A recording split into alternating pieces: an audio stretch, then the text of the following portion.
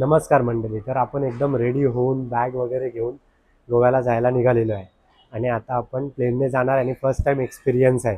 तर आता first time प्लेनचा एक्सपिरियन्स कसा असतो आणि कसं जायचं मुंबई ते गोवा, तर आता ते आपण ह्या व्हिडिओमध्ये डिटेल तुम्हाला सांगणार आहे. माझा फर्स्ट टाईम एक्सपिरियन्स आहे, त्याच्यामुळे मी प्लेन आमचं 5 वाजताची फ्लाईट आहे, बट आम्ही 2 वाजताच चाललो आहे, जेणेकरून तिथे काही कसं आहे एअरपोर्ट वगैरे बघायला मिळेल आणि कशी एंट्री होते तर ते सगळं बघायला मिळेल. त्याच्यामुळे आम्ही लवकर जातो आहे आणि आमचा एक्सपिरियन्स तुमच्यासोबत शेअर करू, जेणेकरून तुम्हाला जेव्हा जायचं असेल एअरपोर्टला वगैरे तर कसं जायचं आणि काय वे आहे जायला, वे ऑफ ट्रान्सपोर्ट. तर आता आम्ही इथून पार्लरला जाणार आहोत. आम्हाला टर्मिनल 2ला जायचं आहे आणि टर्मिनल 1ला जायचं असेल तर अंधेरीवरून तुम्ही जाऊ शकता, कारण का दोन्ही टर्मिनलमध्ये 4 ते 5 किलोमीटरचं अंतर आहे.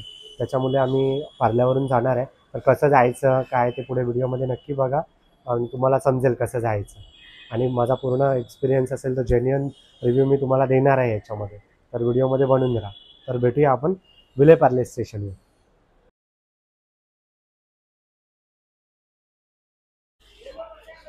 आपण विले पार्ले स्टेशनला उतरलो आहे. आता ईस्टला जाऊन आपण तिथे कॅब नाही तर ऑटो घेऊ. तर आपण बघू आपल्याला काय प्रिफरेबल पडतं. मी आता इथे एकटा आहे आणि माझा मित्र आता घाटकोपरवरून येणार आहे मेट्रोने.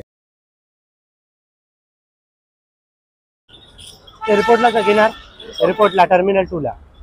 मग कसं मीटरवर जाणार ना आपण, मीटरवर जाणार ना. ठीक आहे.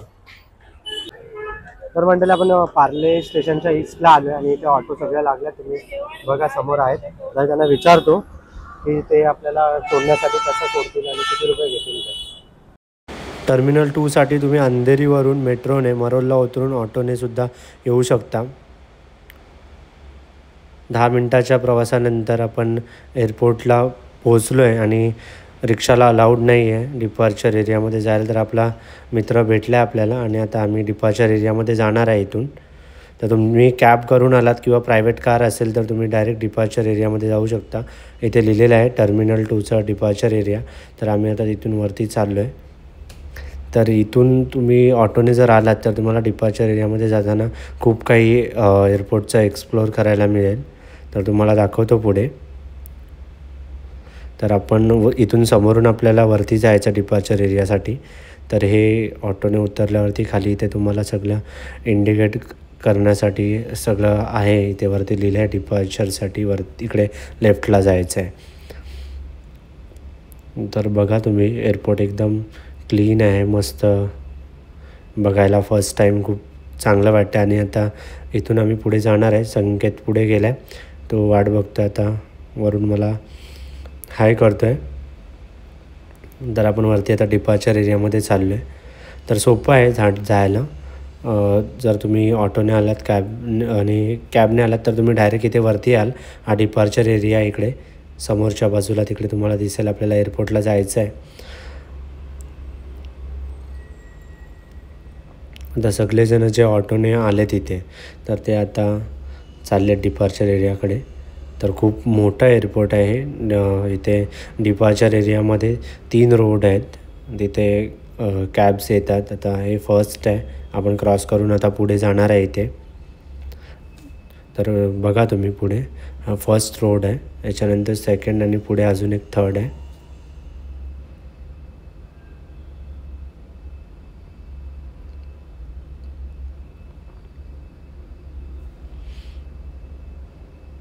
आम्ही खूप वेळ महाराजांची मूर्ती शोधत होतो जी एअरपोर्टवर आहे. तर आम्हाला दिसली नाही. तर आपण पुढे जाऊन बघूया. आता इथे हा रोड क्रॉस केला की आपण समोर जाणार आहे आणि तिथून मग आपण बोर्डिंग पास घ्यायचे आहे आपल्याला. ते बोर्डिंग पास घेणार आहेत आपण. सेकंड रोड क्रॉस झाला आहे आपला आणि आता थर्ड आहे. थर्ड क्रॉस झाला की मग आपण तिथे बोर्डिंग पास घेणार आणि मग आतमध्ये एंट्री करणार. तर आपण इथे पुढे जाऊन बोर्डिंग पास काढू आणि इथून मग तुम्हाला कोण रिलेटिव्ह सोडायला आले असतील तर त्यांना इथून आतमध्ये अलाउड नाही, कारण का इथून आतमध्ये ज्याचं तिकीट आणि बोर्डिंग पास आहे तेच जाऊ शकतात आतमध्ये. तर आता आपण पुढे जाऊन बोर्डिंग पास काढूया. आणि तर आपण इथे PRN नंबर टाकून पुढे प्रोसीड केलं. खूप इझी प्रोसेस आहे. आपल्या तिकीट्स आहेत त्या सिंगल सिंगल येतात बाहेर बोर्डिंग पास. आणि आपल्या बोर्डिंग पास आता आपले आलेले आहेत प्रिंट होऊन. तर आता आपण इथून लाईनमध्ये जाणार आहे आणि मग तिथून एंटर करणार आहे आतमध्ये. विदाऊट बोर्डिंग पास आतमध्ये कोणीही जाऊ शकत नाही. बोर्डिंग पास घेऊन आपण आता आतमध्ये एंटर करू आणि मग आतमध्ये काय आहे कसं आहे ते बघूया आतमध्ये. आपण आतमध्ये एंटर केलंय आणि आता एंटर करून सरळच इथे राईट साईडला तिकडे लगेज चेक इन आहे, तिथे आपण आपलं लगेज चेक इन करायचे आहे. तर जाऊन बघूया तिकडे.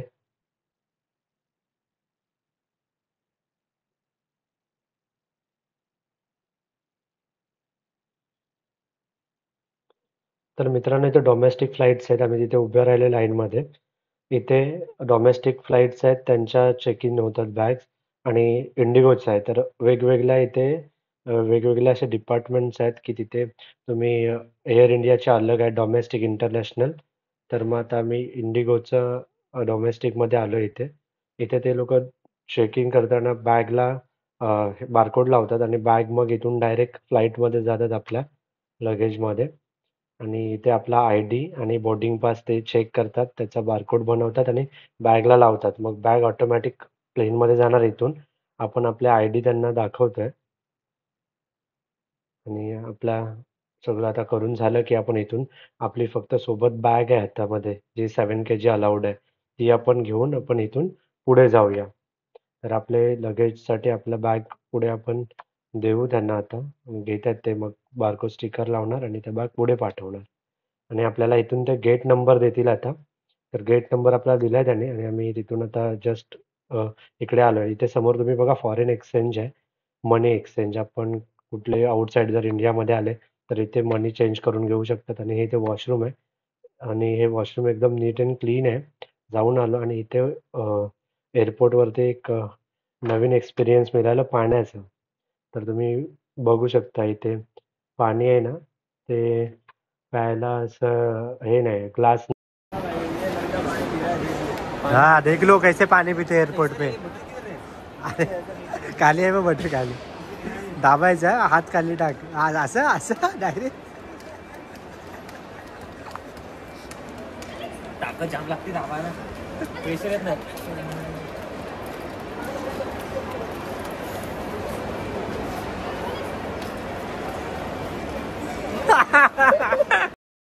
तर मित्रांनो तुम्ही नीट बघितलं तर ते आर्मी मॅन आहेत, त्यांनी आम्ही मजा घेतली.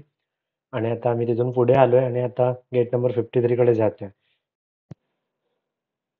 तर आता आमचं चेकअप झालं, सिक्युरिटी चेकअप. तिथून आम्ही पुढे आलोय आता आणि डोमेस्टिकमध्ये आता एंटर करतोय डोमेस्टिक फ्लाईटसाठी. तर आता तिथे एंटर केलं आम्ही आणि आता इथून खाली जायचं आहे. संकेत सुद्धा आलाय. आता इथून खाली आम्ही उतरलोय जस्ट.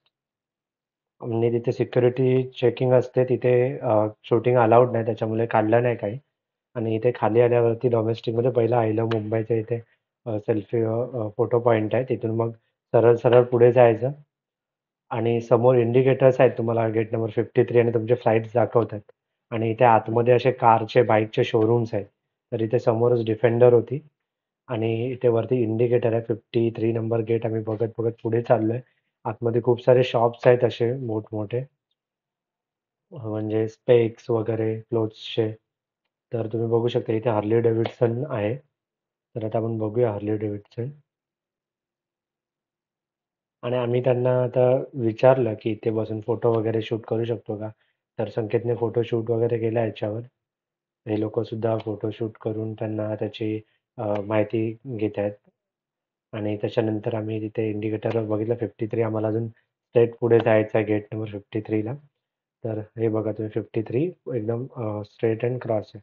तर आम्ही पुढे पुढे आलो. भूक लागली होती, फ्लाईटला टाईम आहे. तर आम्ही थोडं मॅकडीमध्ये जाऊन, म्हणजे मॅकडीचं रेट तिथे चांगलं जसं नॉर्मल आपलं रेट आहे तेवढंच आहे. तर तिथे आम्ही खाल्लं आणि पुढे आलो आम्ही. आणि आता आम्ही चाललोय 53 गेट नंबरकडे. तर इथे पण इंडिकेटरवरती 53 नंबर पुढे एकदम स्ट्रेट दाखवलंय. तर बाजूलाच एकदम असं हे आहेत, विंडोज आहेत, मिरर विंडो. तर आम्ही तिथून जरा टाईम आहे तर मग जरा बघतो इकडे. व्ह्यू बघतोय कसं आहे एअरपोर्ट वगैरे फर्स्ट टाइम आहे तर. आणि खूप चांगल्या पद्धतीने बसेस इथे आहेत ना, त्याचं रिझन आहे की कधी प्लेन लँड झाला की मग भरपूर गर्दी होते, तर काही लोकांना मागच्या साईडने उतरवतात आणि मग त्यांना बस थ्रू आपलं लगेज असतात तिकडे सोडतात. त्यांचं लगेज म्हणजे दुसऱ्या गेटवर सोडतात आउट साईडला. जेणेकरून गर्दीचं हे करता येईल, नियंत्रण ठेवता येईल गर्दीवर. तर हेच खूप चांगल्या पद्धतीने करतात आणि आता आम्ही हे सगळं व्ह्यू वगैरे सगळं बघतोय आणि इथे सगळेजण वेटिंगवर आहेत त्यांच्या फ्लाईटसाठी बसलेत आणि हा गेट नंबर 53च्या तिथे आमची फ्लाईट लागणार आहे. तर हे गेट नंबर 53 इंडिगोचं. तर तिथे आम्ही आता वेटिंगवर आहोत. बरोबर आमच्या टायमावरती आम्हाला आतमध्ये सोडलं जाईल.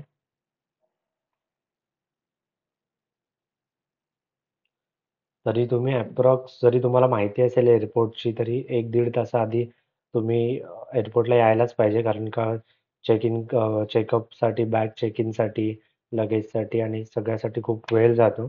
समजत सुद्धा नाही. आमचे 2-2.5 तास गेले कारण का आम्ही फर्स्ट टाइम आलो होतो.